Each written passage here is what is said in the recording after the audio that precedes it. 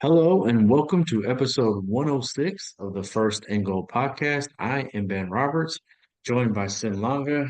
And Sim, through basketball is back, and so are we after a little time off, and a little time off for the basketball team as well. But they made the trip out to the Northwest, out to Vancouver specifically, and started what is 4 games in 5 days.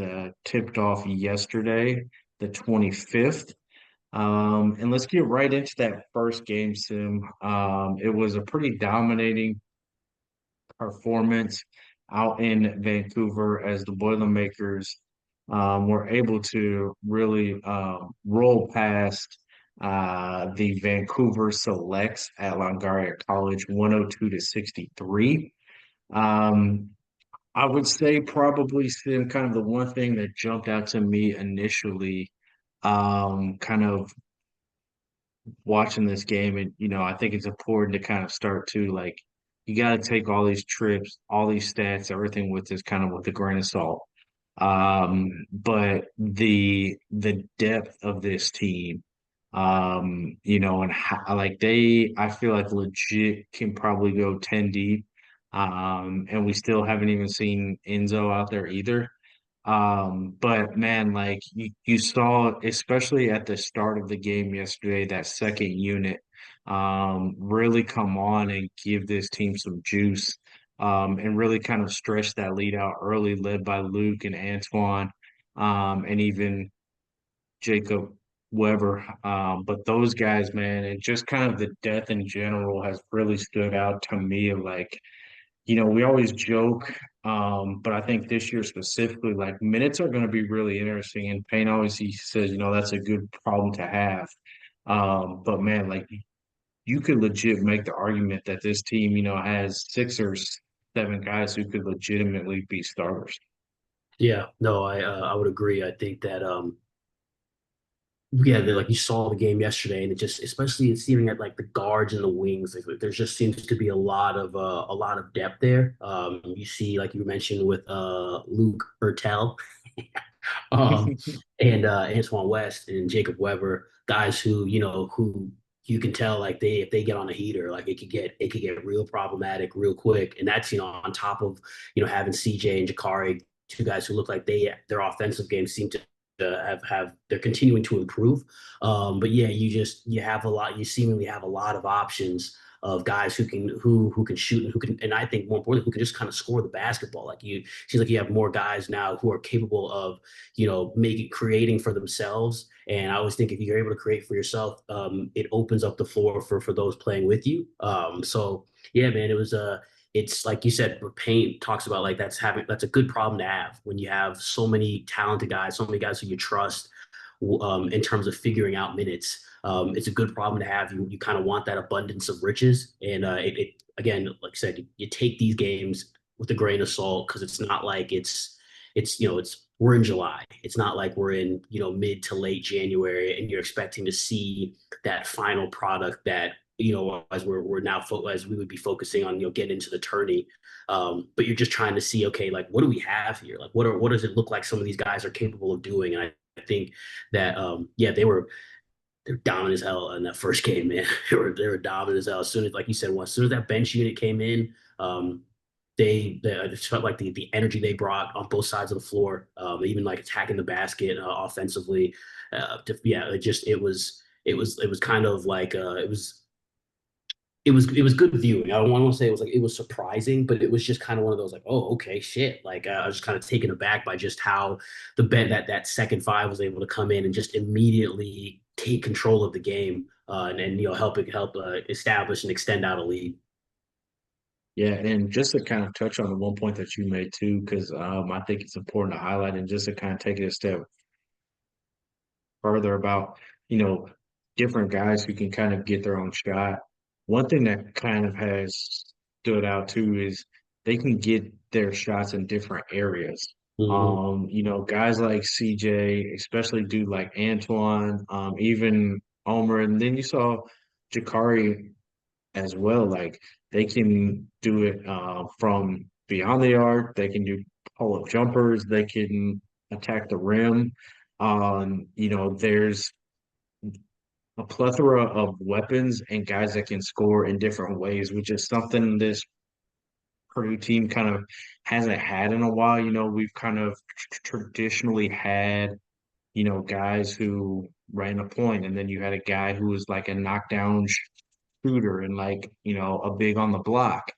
It seems like there's a lot more guys who can do a lot of different things, a lot more mixing and matching that you can do with this roster and still be able to score the ball efficiently.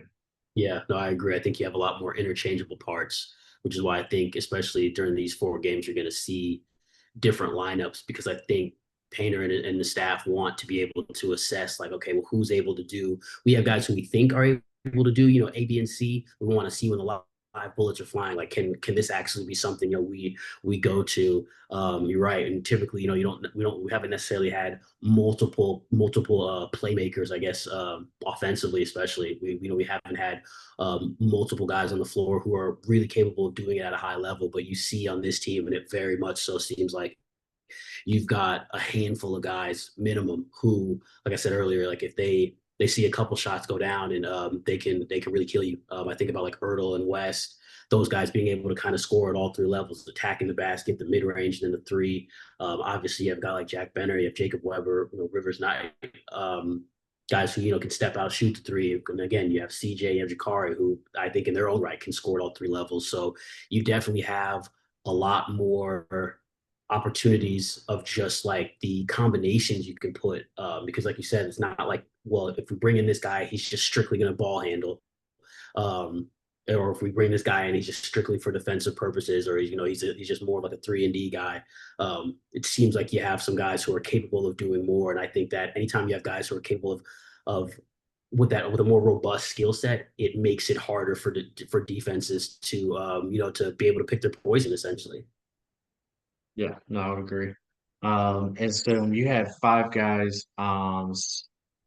Saturday night make their um, debut in a Purdue uniform, and Luke Ertl, Jacob Weber, Sanan Juan, Rivers Knight, and Caden Pierce. Any of those guys kind of really jump out to you? I know, I think probably Luke was probably the most anticipated. I think, everybody's kind of been ready to see him in action now. And he has definitely kind of lived up to the hype early on. But any of those other guys kind of surprise you early on?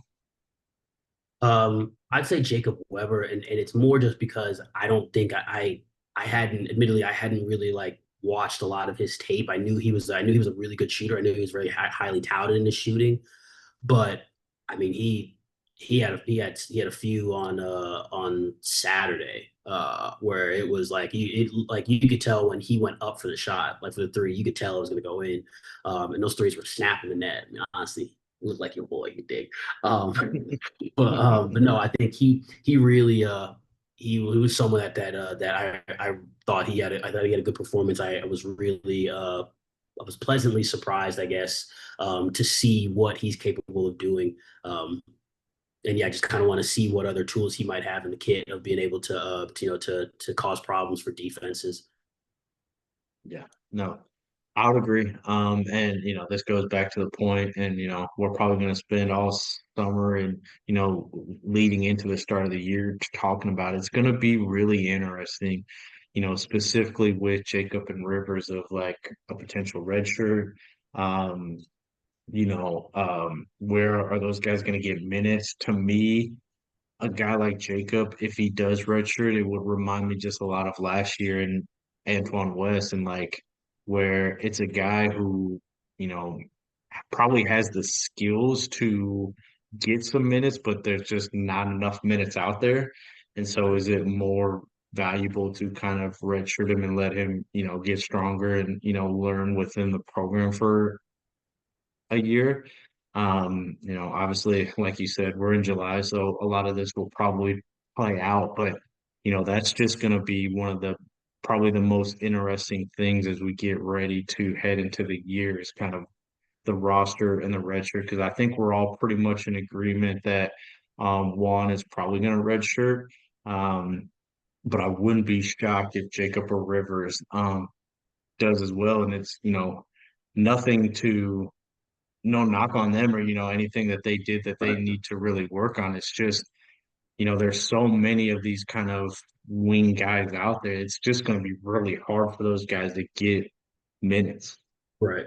Right. No, I agree. I agree. I think it's kind of like last year, like you said, just like with last year. It's not, I think if you see the, like, I imagine probably two of those three you just mentioned, they're probably going to redshirt. Um, and it's not so much of like, well, you guys aren't good enough. It's just more of like, we got all these guys, man. Like it has to be somebody type stuff, and you look, and I don't know what goes into that evaluation process of like, because I think what last year, I think didn't Painter let Antoine make the decision about redshirting? Like he just kind of like, all right, look, you mull it over, and if it's something you want to do, you're okay with, then fine. I could see kind of like that same thing. But yeah, like you said, it is only July, so we do have some time, and it can play out. I could see Jacob playing just because like with that, his ability to shoot the three, like that's something that you absolutely want. But also if the if up on the other side of the ball, he's not necessarily up to speed. I think like we were talking about earlier, you have so many other guys who seemingly can score to where like if a guy like Jacob would need to work on his body and continue to get better defensively, kind of behind the scenes for a year. Again, it's not the worst thing because I imagine, I mean, based just from what I've seen from Antoine West the last couple of days, it doesn't seem like sitting out last year like did him like bad things because Mans came in and he was about that action from the jump. And I think that probably in large, I mean, I think I think he's a competitor by nature, but I think a lot of that comes from spending the last year in practice, obviously working on his body and just continue and getting up to a point where he understood the college game, knew the speed it was going to move at. So yeah, it'll be interesting. But again, I think it's a good problem to have. Trying to figure out, okay, who's the least best of of all these guys you have who are playing. Yeah, no, I'd agree. Sim, let's talk a little bit about the game Sunday evening. For as easy as the game was Saturday, it was not as easy Sunday night. This really felt like a game like that Coach Paint probably really wanted to see. This is kind of the reason why you schedule these games is you want to see your guys get tested. You want to see how they kind of respond when they face a little adversity. And the Boilermakers were able to get a 82 to 66 win over Trinity Western College.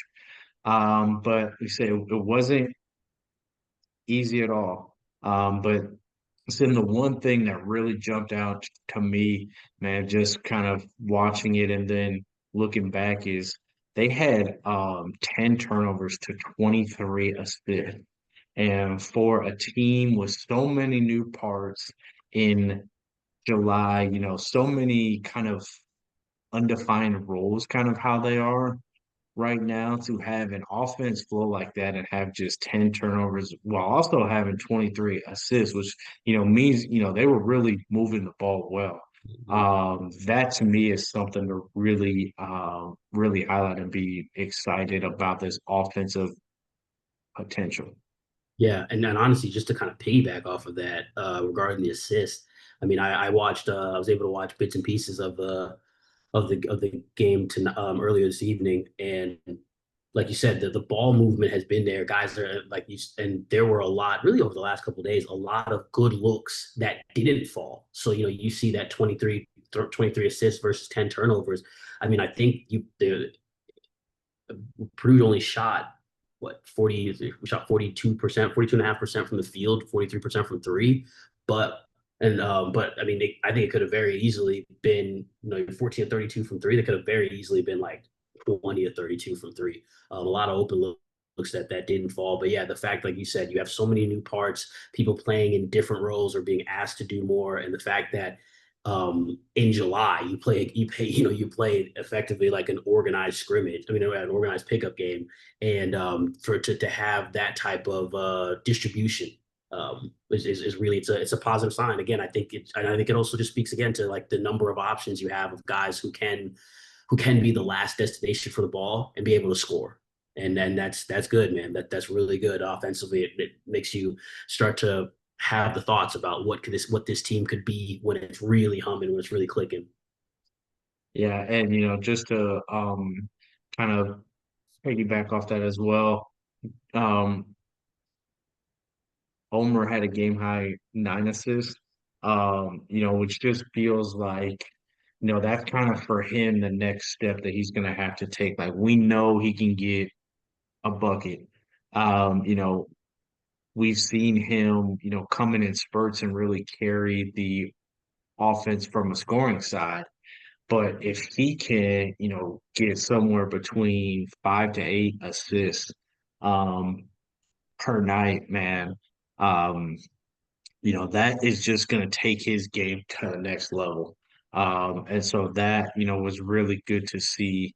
The other thing, and the other guy that I want to highlight too, that was really nice to see, Daniel Jacobson, he led the way for the Boilers with 14 points. And it seemed like there was a real assertive effort, especially early on, to get him the ball and, for him to really use his size and take advantage of it. And that's just something I think we've been wanting to see from him. And, it was nice to see him go out and start assertive like that and really get going because he looked really good down low. Yeah, no, like that. I agree. That's exactly what we want to see from Daniels playing with more force. We've talked about it with bigs over the years about how, like, you can have a big who, I mean, who puts up, Edie like numbers. I want to say like necessarily like 30 and 20 type stuff, but just we've seen bigs who come through Purdue who like Zach, like Big Zach, you know what I'm saying? Having that type of impact that shows up on the box score. And we've also seen other guys who, while the numbers on the box score might not be as robust, you see they're still impacting the game. And I felt like, honestly, I was surprised that Daniel only had 14. I felt like every time if I looked away for a second, I looked back, it was after a made basket, it was like the camera was panning on Daniel. So I was like, all right, well, he's clearly eating right now. And he also had like defensively, he was really sharp. He was really sharp today. There was a play that I think it might have been the first half. Guy on the perimeter tried to take him off the dribble, and he kind of had a step on him. And he goes up, and Daniel recovers well, meets him at the top, and throws his shit. And I'm like, yeah, that's exactly how that needs to go. Yeah, it's just like, and that was probably if there was one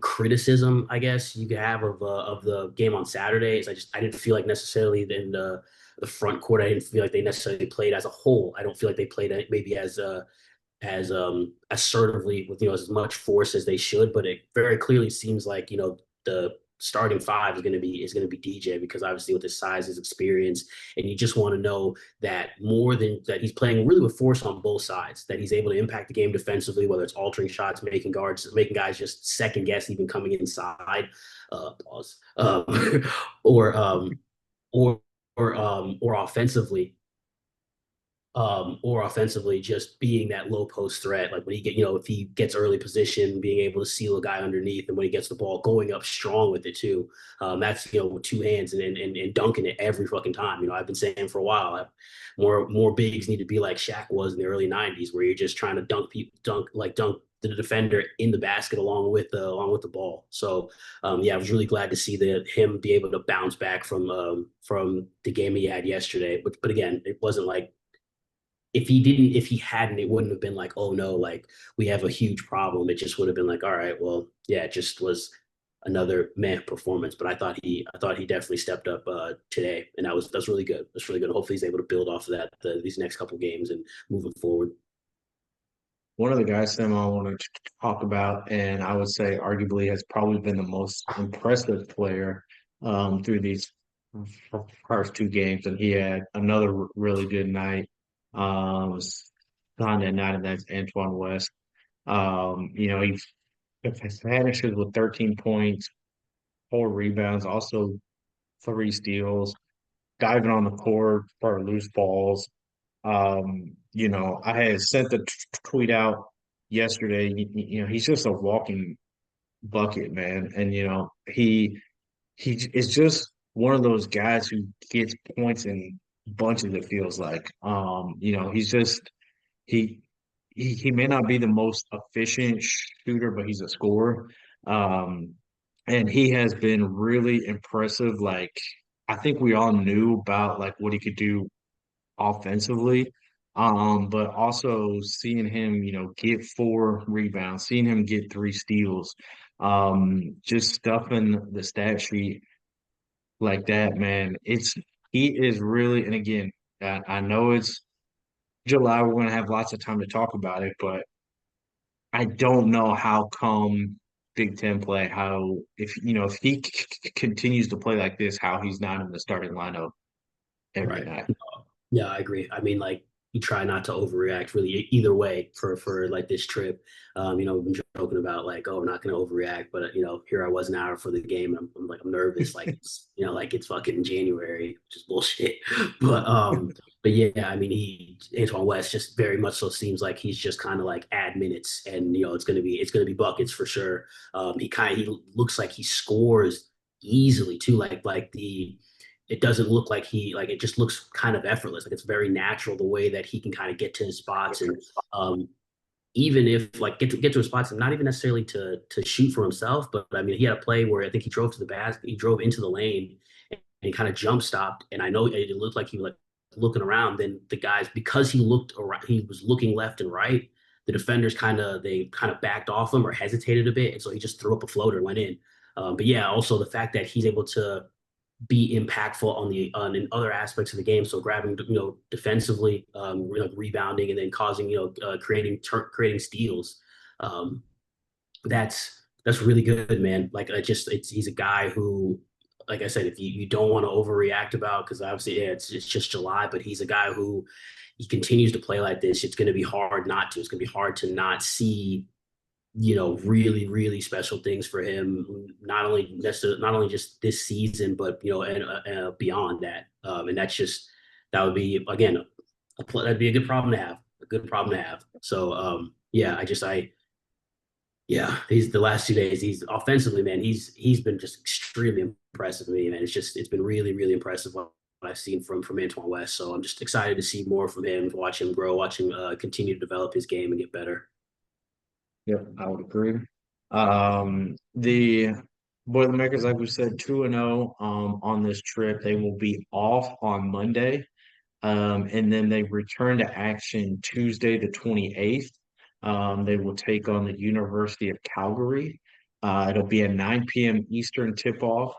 Uh, it might be streamed, it might not. I have not seen officially if that one has been picked up for a stream yet. And then the Boilermakers will wrap up their trip on Wednesday, the 29th, taking on the University of Fraser Valley. That'll be a 5 p.m. Eastern tip-off. That one will for sure not be able to be streamed. So we'll all have to get our fix online there. But Sim, these last 2 games, I don't know if there's anything really to like look for, or kind of anything that you want to see. But one thing I'm thinking that's gonna come in one of these 2 games, I think we're gonna get a CJ Cox leading scorer game. Um, he's been fine these 2 games. I think you and I would both agree like we don't have any worries about him at all. But it kind of feels like he's like, all right, I've let the other guys kind of get theirs. Let me remind everybody too that I can be that dude. Yeah. And I think we're gonna see a big game from him one of these 2 nights. But um, anything else you're kind of looking for, or kind of anything you want to see as the Boilermakers wrap up this trip out in the Northwest? I mean, uh, I'll go back to something I talked about last year. I think defensively, I'm just always intrigued to see. how we are. I think from these first two games, you can tell obviously offensively, like you got plenty of shooters, you have plenty of people who are capable of giving you offensive production. So I don't necessarily worry about that. But defensively, and again, it is just July, but I've loved how to this point you've seen us picking up guys 94 feet.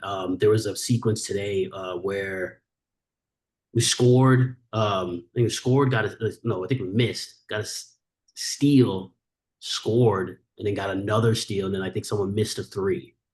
And that type of defensive energy kind of causing that chaos like that's kind of something I'd be interested to see if that continues, and how guys, if you have multiple guys who are capable of picking up their man 94 feet, keeping a guy in front of them without any sort of help, how that pans out, as we get into the season in terms of what you're able to do. I feel like this is a team that maybe defensively has the ability to like really cut people's water off. And you do that, and then you get hot on offense. There could be a lot of belt to ass sessions that happen. So I was saying it all last year about how, look, defense worries me. The defense worries me. The defense worries me. I'm not saying it worries me. I'm just paying attention to the defense. So let's be very clear about that. I'm not panicking about defense. I'm just saying I'm curious. I'm interested.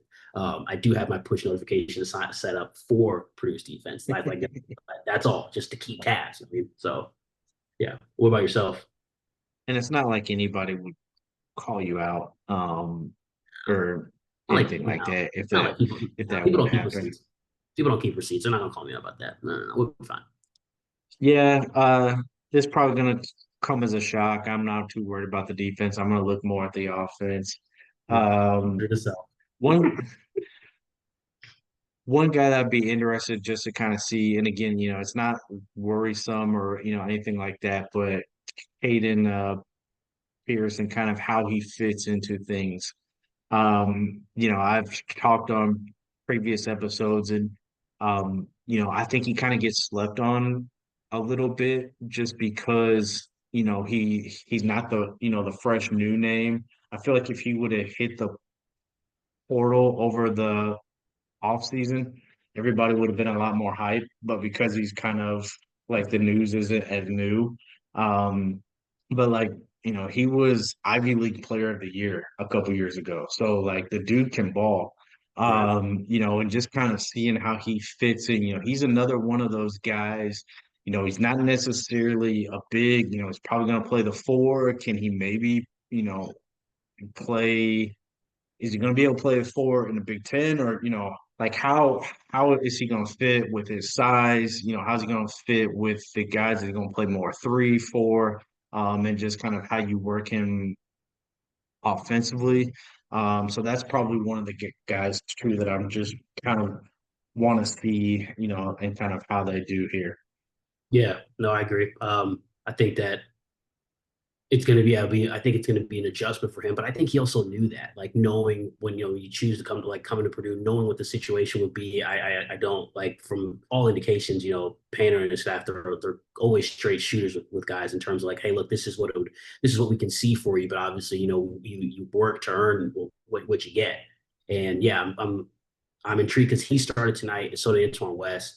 And I'm curious like you to see where he fits at. I can honestly see him playing the three, the four, and then depending on matchups, I could see him. There probably could be a situation where he does play the five, but I think that would probably be something that stems more out of like maybe foul trouble issues.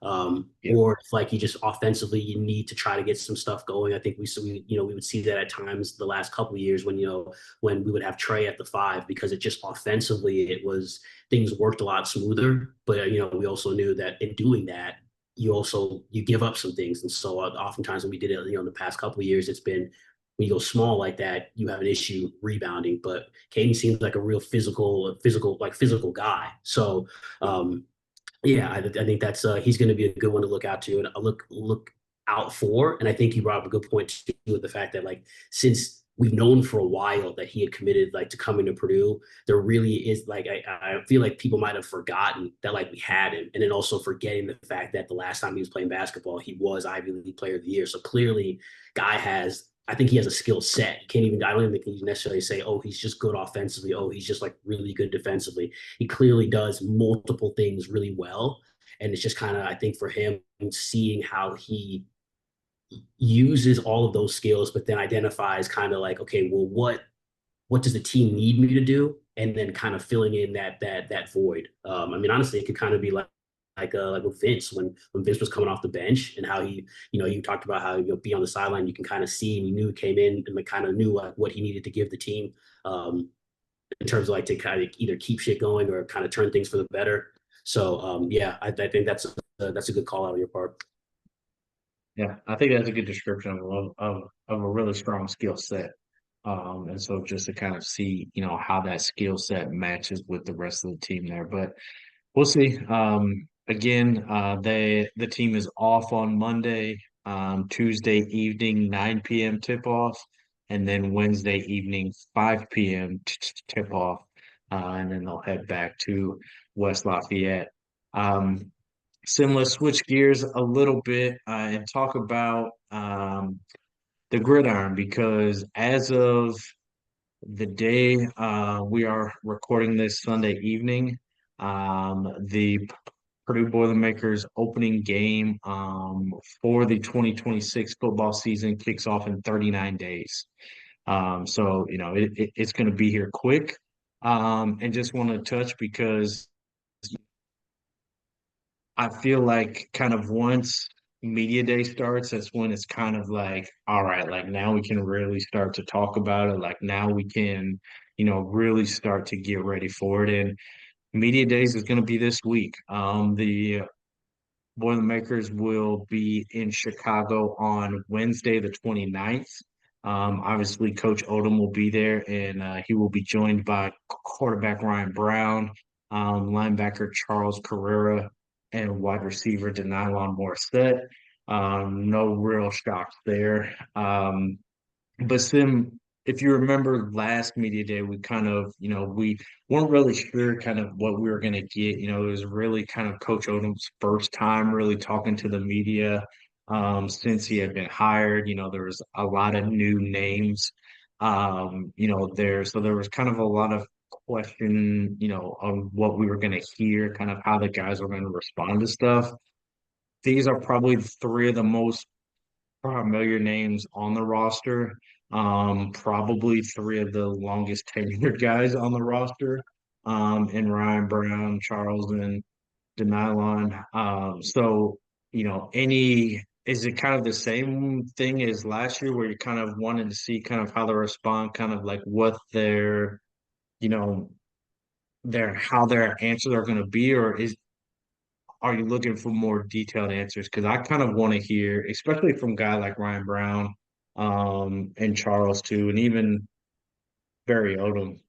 I kind of want to hear them talk about how they're going to take the next step because I think you and I are in agreement. I think we, they took a step forward last year. I think everybody that watched the team last year, the product was better. The results weren't probably what they wanted. They'll probably be the first ones to say that. But, you know, for me, that's really kind of going to be the thing that I want to hear them all talk about is like, how are they going to take that next step now? Yeah, no, I agree. I for me, it's gonna always it's always gonna come down to the eye test. And actually, I think it's that way for all of us, whether you want to or not. Because Purdue, you can any team can show up to media day and say all the right things, but obviously we got to get into the season. And once the games are played, then we'll know, who really is who they say or think that they are. But yeah, I do actually expect. I do anticipate more detailed answers or responses from Odom and especially Ryan Brown. I feel like I think Odom last year, and rightfully so, was a bit more cautious, a bit more reserved in terms of trying to heap any type of expectations on the team because you had so many new guys. And even from, I think there was a presser that he did earlier this year, I think, where he was talking about how him and his staff kind of now better understood after a year of like what they needed and the guys they wanted to go after and pursue in the portal. So I kind of expect a bit more confidence and I guess more like sureness of what they expect to see. And then for Ryan Brown, kind of the same thing because I think while like you said, like I do think the program it was going in the right direction last year. And like you said, even though the results didn't show it, I think we all know that Purdue last year in football team, they left some wins out there. They left some wins out there, two, probably three wins for sure that they left out there that, a few things go right for them, a few that they're able to execute a few more plays really on both sides of the ball.